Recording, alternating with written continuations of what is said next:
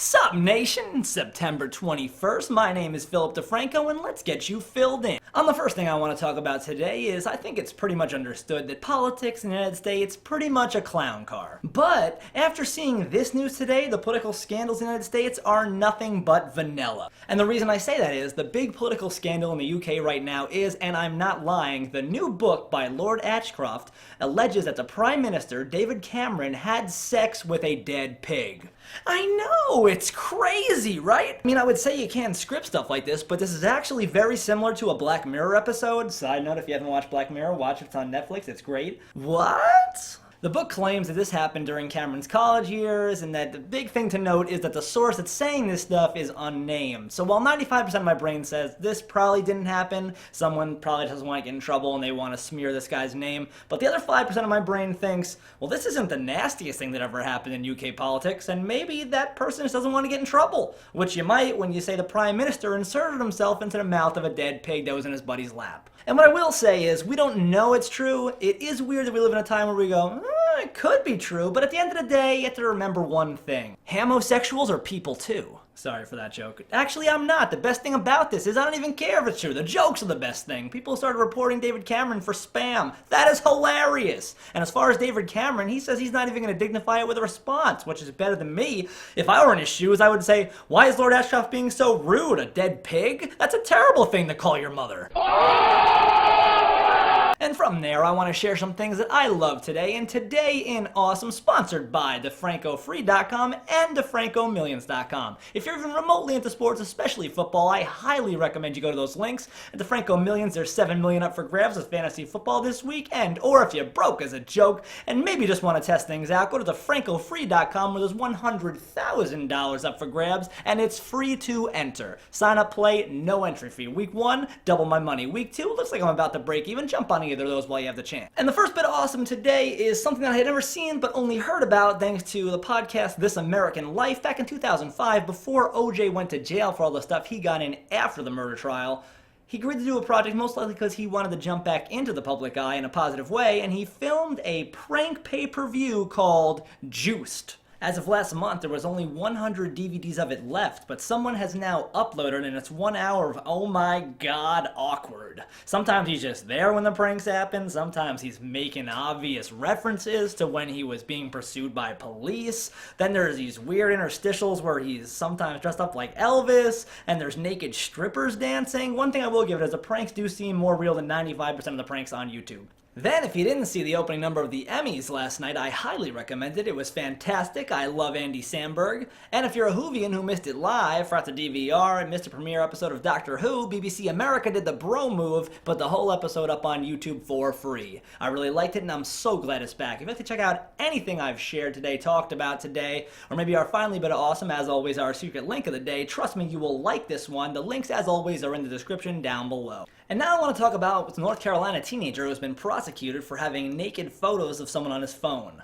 The teenager is 17-year-old Cormega Copening of Fayetteville, and the naked photos he was prosecuted for were of himself and one of his 16-year-old girlfriend. He was charged with 5 counts of sexual exploitation of a major. 4 counts were for making and possessing 2 naked photos of himself. I mean, that literally, he was listed as the adult perpetrator and the minor victim on the warrant.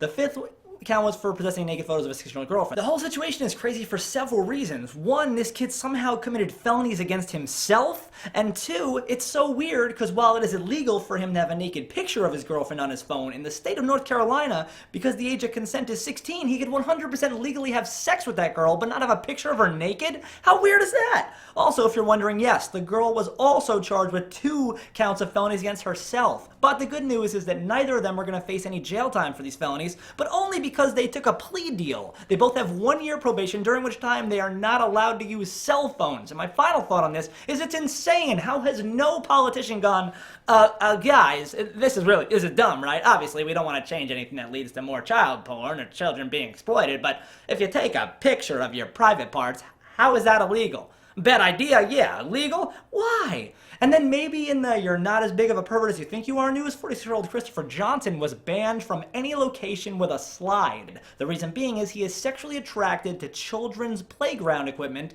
and was caught and arrested for simulating a sex act with a slide. And part of me wants to go, well, maybe he was just a drunk guy who got confused, didn't know what happened, but no! This is his second time having sex with a slide-related incident. Because of this latest incident, on top of the ban, he is also going to receive sex offender treatment for 18 months and have a rehabilitation activity requirement. Well, there you have it. That fetish that you have, that you keep pushing to the back of your head, maybe it's not that weird. Possibly still weirder, but it just goes to show you just never know. And now let's talk about car news. Last week we talked about GM, and today we're talking about Volkswagen. Over the weekend, the Environmental Protection Agency found out and announced that Volkswagen cheated on their emission tests with nearly 500,000 TDI diesel cars. In the United States, you have to reach certain emission requirements, and what they found was Volkswagen knowingly installed a defeat device in their vehicles that can detect if they are being tested versus normal use, and during the test, they would emit far less than normal.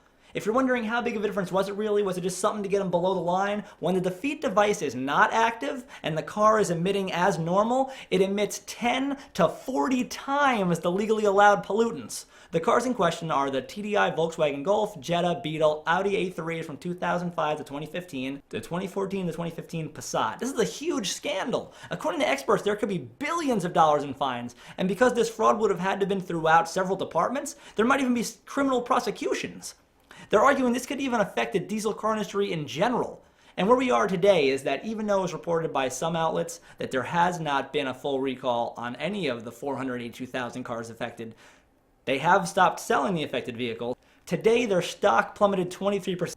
Ultimately, a very bad day for Volkswagen, although I doubt it will be their last.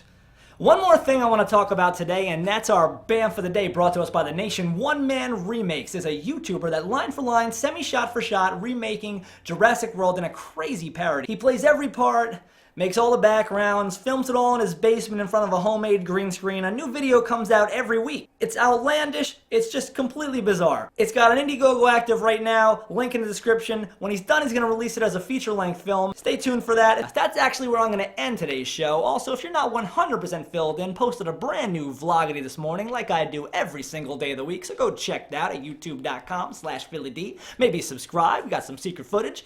Also, thanks today for the sponsor of today's show, DeFrancoFree.com and DeFrancoMillions.com. Also, as always, my name is Philip DeFranco. You've just been filled in. I love your faces, and I'll see you tomorrow. Oh, hello. I didn't see you there. You come who might not know Henry is Dr. Wu's first name. So where is he?